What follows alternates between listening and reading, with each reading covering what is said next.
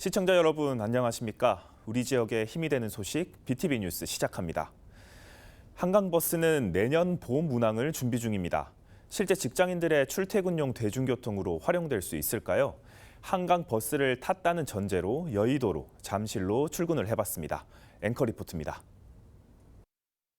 한강버스 상행 출발지인 마곡 선착장. 가장 가까운 지하철역에서 약 600m 떨어져 있습니다. 마곡 선착장이 있는 이곳 가양 나들목에서 가장 가까운 지하철역은 양천 향교역입니다. 이곳까지는 걸어서 10분 정도가 소요가 됐는데요. 출발부터 10분이나 잡아 먹으면서 굳이 9호선을 놔두고 선착장을 이용할 필요가 있을까? 이런 의구심이 들기는 합니다. 출근은 한강버스 급행을 타고 진행합니다. 마곡에서 기착지 여의도를 지나 종점인 잠실로 이동하는 경로. 여의도까진 약 25분, 잠실까진 55분이 걸립니다. 마곡 선착장에서 가상의 리버버스를 타고 이곳 여의도 선착장까지 도착을 했습니다. 마곡 선착장까지 걸어간 시간과 배편을 탄 시간을 포함하면은 대략 한 35분 정도가 걸린 건데요. 이럴 거면 마곡역에서 여의도역까지 5호선을 타면은 대략 한 22분 정도가 걸리기 때문에 시간상 조금 더 걸렸다고 볼 수 있습니다. 여의도 선착장에서 업무지구까지 거리는 약 800m. 이동 중간에 여의나루역을 지나게 됩니다.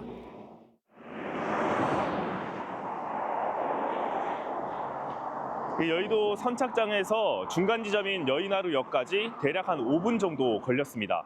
선착장에서 지하철역까지는 상당히 가까운 편이라고 할 수 있는데 사실 아까 말씀드렸던 것처럼 굳이 5호선을 탄다면은 그 5분까지도 아낄 수 있는 부분이 있기 때문에 직장인들이 배편을 선택할지는 조금 더 지켜봐야 될 것 같습니다. 이동하면서 업무지구에 바로 떨어지는 지하철 5호선을 포기할 이유가 있을까라는 생각이 계속 머릿속을 맴돕니다. 중간에 버스를 탈 수도 있지만 소요 시간은 걷는 것과 거의 동일했습니다. 여의나루역에서 이곳 한국거래소까지 대략 한 10분 정도가 소요됐습니다. 그래서 총 시간을 계산을 하면은 약 50분 정도가 소요된 건데 계속해서 말씀드렸던 것처럼 5호선 마곡역에서 여의도역을 이용을 했다면은 굳이 이렇게 걷는 시간 필요 없이 약 20분 만에 여의도역에 도착을 할 수 있고 대략 한 3분 만에 한국거래소에 도착할 수 있게 됩니다. 종점인 잠실은 더 큰 강점이 있지 않을까 기대를 하며 이동했습니다. 도착과 동시에 가장 먼저 떠오른 건 한강공원이 목적지가 아니라면 이용 매력이 크게 없다는 점입니다. 지하철을 안 타고 배편을 선택했을 때 메리트가 현재 시점에서는 거의 없다고 볼 수 있습니다. 시간도 거의 비슷하게 걸리는 데다가 굳이 안 걸어도 될 도보 루트를 이제 선택할 수밖에 없다는 점에서 한강 리버버스를 직장인들이 굳이 출퇴근용으로 선택을 할까를 생각해 보면은 계속해서 물음표가 그려지는 상황입니다. 잠실은 사정이 더 열악했습니다. 2호선 잠실역까지 거리는 1.3km. 반복해서 들었던 의문, 지하철을 포기할 이유가 있을까라는 생각이 걷는 내내 머릿속을 채웁니다. 대략 나들목을 지나서 이곳 잠실 업무지구까지는 약 16분이 걸렸습니다. 총 시간을 계산해 보면 마곡에서부터 잠실 업무지구까지는 약 1시간 30분이 소요된 셈입니다. 결국 그렇기 때문에 계속해서 말씀드릴 수밖에 없는 것처럼 지하철을 이용하면은 잠실역 2호선과 바로 연결되는 잠실역에 1시간이면 도착을 할 수가 있습니다. 결국 한강버스는 선착장의 접근성을 높이지 못하면 기존 대중교통과 비교해 매력이 떨어질 수밖에 없어 보입니다. BTV 뉴스 양진호입니다. 이 새로운 대중교통 수단에 대한 우려는 이뿐만이 아닙니다. 안전성을 심각하게 걱정하는 목소리도 있는데요. 강현준 기자가 보도합니다. 대중교통은 접근성과 효율성, 이 두 가지보다 더 중요한 요소가 있습니다. 바로 안전성입니다. 단순 관광 목적이 아니라 많은 시민들이 보편적으로 이용하려면 무엇보다 안전이 전제돼야 한다는 분석입니다. 그렇다면 한강버스는 안전할까? 먼저 영국의 템스강과 한강의 환경이 달라 영국 리버버스와 동일한 잣대를 적용해선 안 된다는 지적이 나옵니다. 우리나라의 경우 여름과 겨울에 극단적인 강수 분포가 나타나 수위차가 크다는 이유에서입니다. 템스강 같은 경우에는 그 비가 수위가 제일 낮고 높을 때의 차이가 8배 정도밖에는 되지 않아요. 근데 한강 같은 경우에는 그 하산 계수가 300을 넘거든요.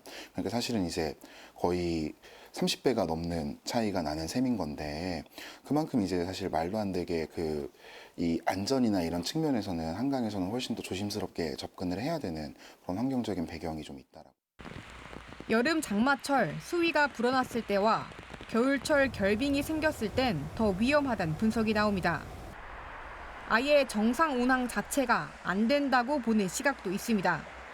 비가 여름에 이제 많이 오면 이제 수위가 좀 올라갔을 때 이제 그때는 이제 항해를 물론 못 하겠지만 항해를 한다 손 치더라도 송전선 같은 게 좀 있습니다. 그래서 이제 송전선 아래에 통과할 때 홍수 이제 수위가 어느 정도 올라갔느냐에 따라서 그게 좀 위험해질 수도 조금 있겠죠. 겨울철에 이제 그 얼음이 얼거나 이렇게 하면 실질적으로 운항이 어려울 것 같아요. 2022년 한강이 한 달 정도 얼었더라고요, 보니까. 예, 그때는 운항이 어렵고요. 한강의 수심도 한강버스 안전성의 변수 가운데 하나로 지목됩니다. 한강버스가 한강의 중앙을 벗어나 상대적으로 수심이 얕은 곳을 운항할 경우 좌초될 수도 있다는 겁니다. 수심인데요. 수심이 이제 요 선박이 배가 이제 작다고 하더라도 흐름이 이제 변하면서 퇴적이 된다든지 한강의 이제 중심을 이 배가 이제 따라서 이제 항해를 못 할 수도 있잖아요. 뭐 수상버스니까. 근데 큰 배들이 이제 중앙을 따라서 이제 항해를 해야 되면 좀 비껴가서 옆으로 이제 항해해야 되거든요. 수심하고의 관계에서 조금 이제 좌초될 수도 좀 있지 않을까. 뭐 그런 위험들도 좀 있지 않을까. 한강 교량도 한강버스 안전성에 영향을 줄 수 있다는 분석이 있습니다. 배가 비스듬히 운항하며 여유 공간이 확보돼야 할 때 교량과 충돌할 수 있는 위험성이 커질 수 있다는 이유에서입니다. 교량을 통과할 때 물의 흐름이 급격히 빨라져 균형을 이룰 수 있다는 우려도 제기됩니다. BTV 뉴스 강윤진입니다. 서대문구가 도시관리공단에 대한 의혹 등을 살펴보기 위해 행정사무조사 특별위원회를 구성했습니다. 그런데 돌연 이 특위 활동이 중단됐습니다. 현 정부 들어 자주 등장하는 제2요구권 때문인데 김대우 기자가 보도합니다. 서대문구의회는 최근 행정사무조사 특별위원회를 구성했습니다. 서대문 도시관리공단에 대한 제보와 의혹 등을 조사하기 위해서입니다. 두 차례 회의를 열었는데 더 진행할 수 없는 상황이 됐습니다. 서대문구청의 제2요구 때문입니다. 감추는 자가 범인이다. 그리고 거부하는 자가 범인이다. 서대문구청 감사 담당관실에서 서대문구의회를 감사한 적이 있거든요. 구청장이 그랬습니다. 떳떳하면 감사 받으시라. 정말 지방자치법에서 준 권한으로 서대문구의회가 서대문구청 산하기관인 도시관리공단을 행정조사하겠다는데 이것을 거부한다는 것은 이게 정말 말이 안 되지 않습니까? 서대문구의회에 따르면 이성은 서대문구청장은 취임한 뒤 2년여 동안 모두 7차례 제2요구권을 행사합니다. 조례 개정안에 대해서도 있었고 특위 활동과 관련된 것도 있었습니다. 그런데 이런 제2요구가 과한 건 물론 적절치 않다는 지적이 나옵니다. 명분이 없다는 등의 이유에서입니다. 이번 서대문 도시관리공단 조사 계획 관련해서는 제2요구권을 사실 행사하는 것 자체가 문제가 있다. 절차 자체에 대해서도 맞지 않고요. 그리고 두 번째는 민심에 부합되는 결정도 아니고요. 구의회와 국회를 무력화하는 결정을 서대문구청도 윤석열 정권에서도 진행하고 있다라고 판단하고 있고요. 무력화하는 과정 속에서 독재와 비슷하다라고 하는 것에 대한 국민들의 우려와 불신과 이걸 증폭하고 있고 이거를 서대문구에서도 동일한 모습으로 취재진이 입수한 자료를 보면 구청 측은 도시관리공단 행정사무조사 특위에 대상과 목적 등이 구체적이지 않다는 이유, 그리고 행정사무조사를 하면 공단 운영에 중대한 차질이 발생할 우려가 있다는 점 등에서 제2요구를 했다는 입장입니다. 하지만 구의회 행정사무조사 특위 측은 법률 자문을 통해 이런 제2요구의 법적 근거가 약하다고 판단했습니다. 무엇보다 공단 조사가 반드시 필요한 만큼 제2요구에 대해 재표결한 뒤 만약 폐기되더라도 다시 안건을 상정한다는 방침입니다. BTV 뉴스 김대우입니다.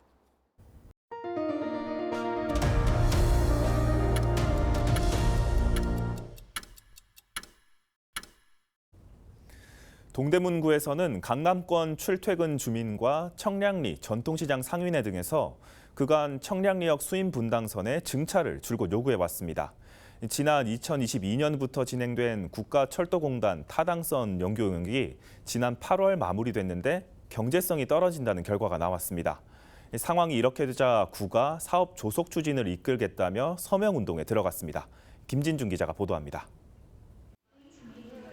지난 2018년 시작된 분당선의 청량리역 연장 운행. 출퇴근 시간대 4회를 포함 평일 18회, 주말은 운행하지 않는 형태로 시작했지만 실제 운행은 현재 편도 기준 평일 9회, 주말 5회 이루어지고 있습니다. 배차 간격은 약 128분, 출퇴근 시간에는 6량 열차 1대가 전부입니다. 상황이 이렇자 지역사회에선 수인 분당선의 증차 요구가 이어졌고 지난 2021년 제4차 국가철도망 계획에 왕십리 청량리 단선전철 신설 사업안이 포함됐습니다. 2022년부터 진행된 국가철도공단의 사전 타당성 연구 용역. 하지만 지난 8월 나온 연구 용역 결과는 긍정적이지 못합니다.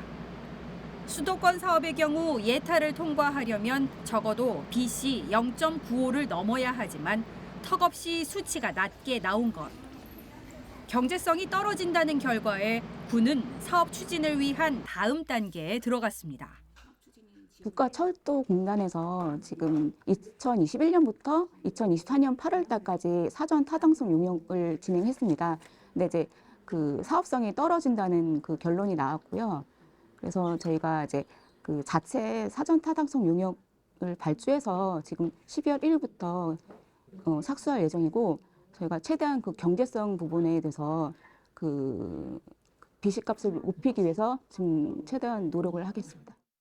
동대문구는 청량리역 이용 시민 서명과 함께 지역사회 협조를 통해 내년 6월까지 약 10만 명의 서명을 받겠다는 구상입니다. 오는 11월부터 내년 6월까지는 수인 분당선 단선전철 신설을 위한 자체 타당성 용역을 추진합니다. BTV 뉴스 김진중입니다. 노원구의 수건 사업 가운데 하나인 광운대 역세권 개발이 첫 삽을 떴습니다. 강북 전성시대를 이끌 것이라는 기대까지 나오고 있는데요. 김대우 기자가 보도합니다. 노원구 광운대 역세권 개발 사업이 드디어 착공했습니다. 3,000세대 아파트와 대기업 본사를 비롯해 호텔과 쇼핑몰, 도서관 등이 들어섭니다.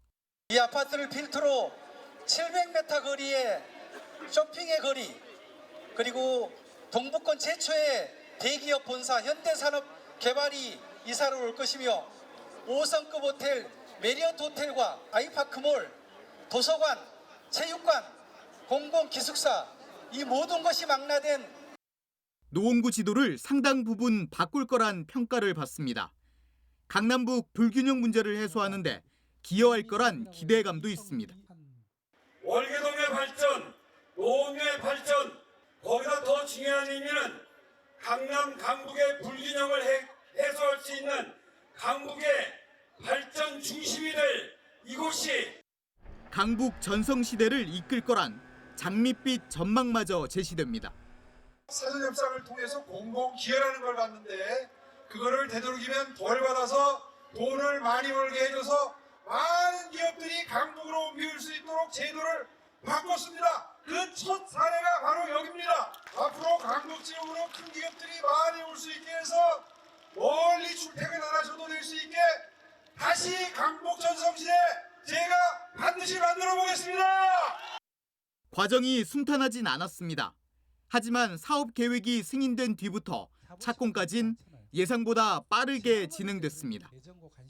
수십 년 이어졌던 지역 주민들의 요구와 바람은 이뤄졌고 노원구의 수건 사업은 또 하나 줄게 됐습니다.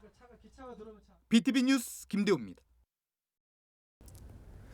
한국판 타임스퀘어, 명동스퀘어가 본격 운영에 들어갑니다. 우리나라의 대표적인 쇼핑 관광 명소에서 글로벌 랜드마크로 거듭난다는 계획입니다. 이재용 기자입니다.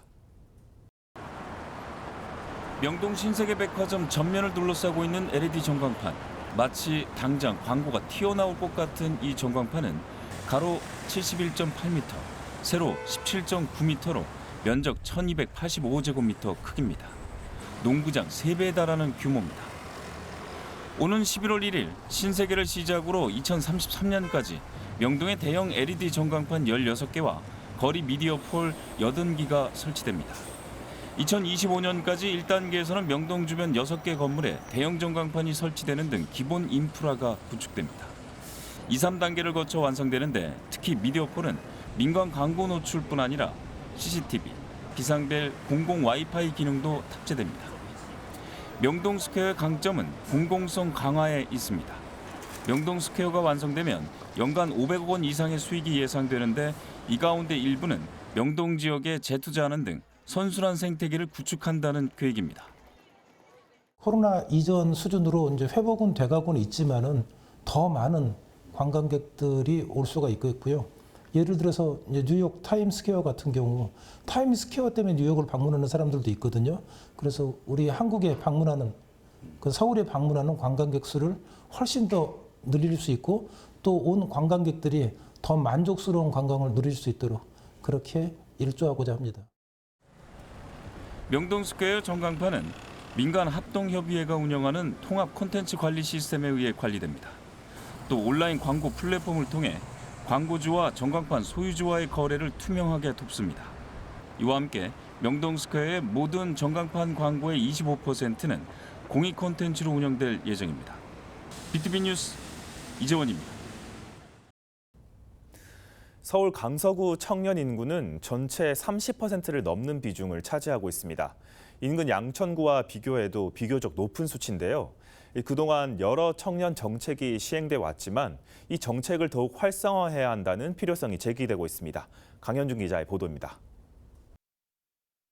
올해 기준 서울 강서구 전체 인구 55만여 명 가운데 청년 인구는 17만 6천여 명. 서울시 25개 자치구 가운데 청년 인구가 세 번째로 많은 지역입니다. 청년 인구 비율 역시 31%가 넘습니다. 인근 양천구와 비교해도 7%포인트가량 높은 수치를 보입니다. 청년 정책을 더욱 활성화해야 한다는 필요성이 제기되는 이유입니다. 그동안 여러 청년 정책들이 있었지만 실효성이 부족하다는 목소리가 나옵니다.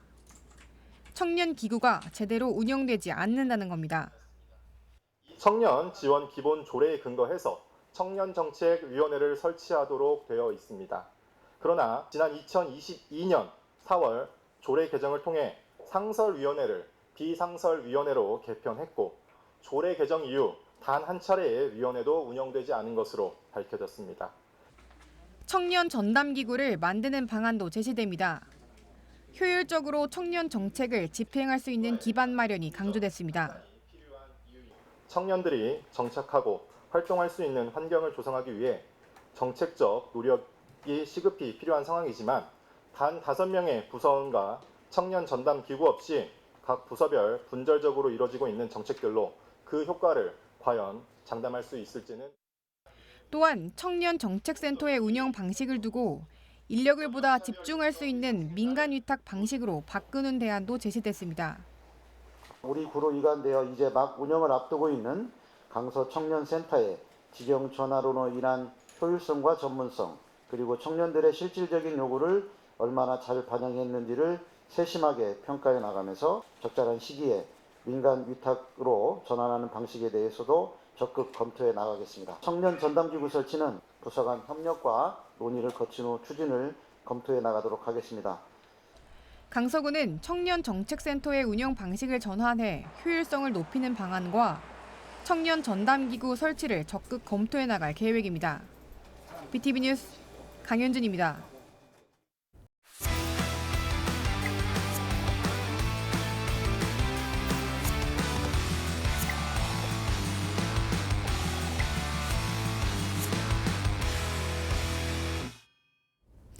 지역 소식을 주민이 직접 전하는 주민통신원 순서입니다.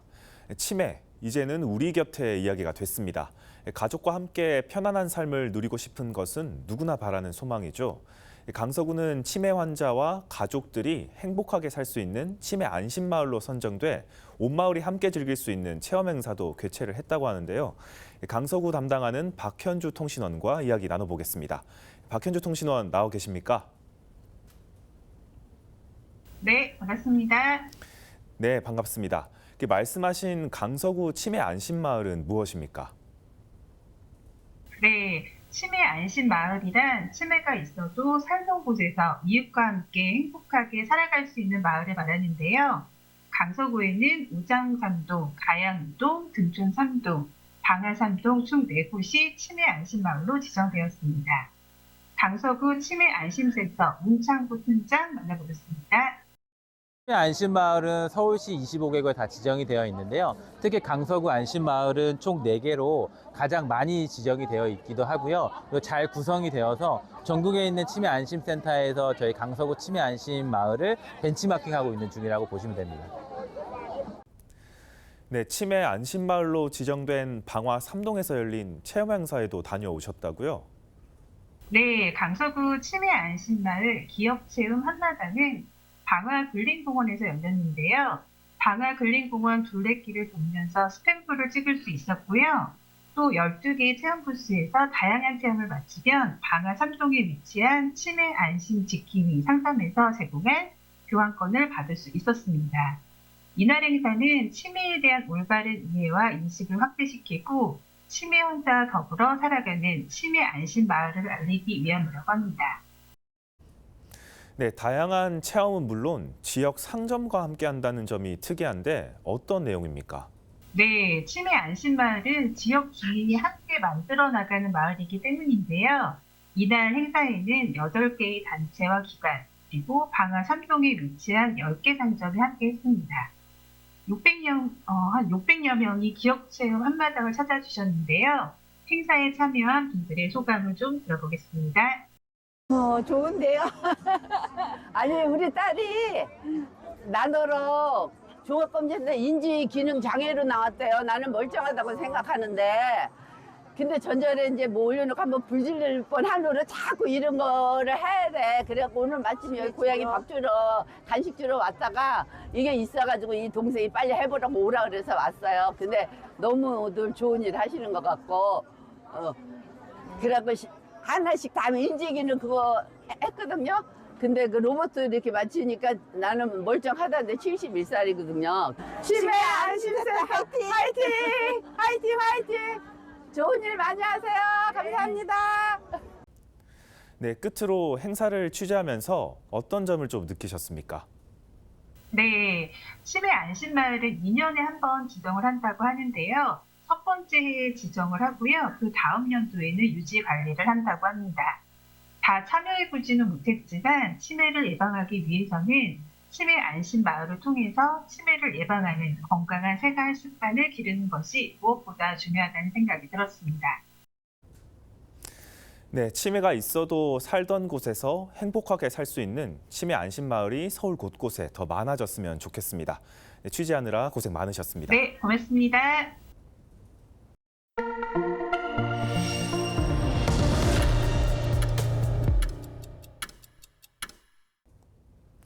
네, 저희가 준비한 소식은 여기까지입니다.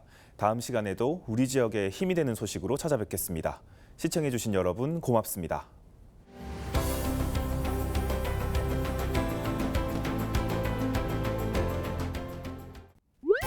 BTV 뉴스를 더 많이 보고 싶으시다면 여기 구독 버튼을 눌러주세요.